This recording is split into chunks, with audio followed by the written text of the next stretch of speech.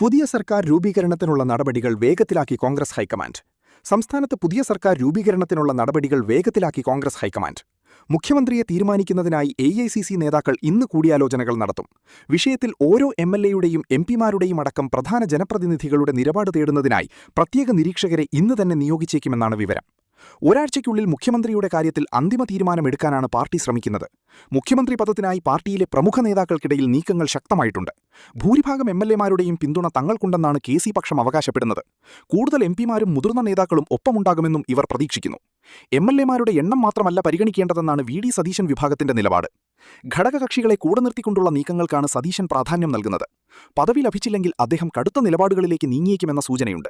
ഈ സാഹചര്യത്തിൽ ടീം യു.ഡി.എഫിന്റെ നായകനെ എങ്ങനെ മാറ്റി നിർത്തുമെന്ന ചോദ്യമാണ് ഉയരുന്നത്.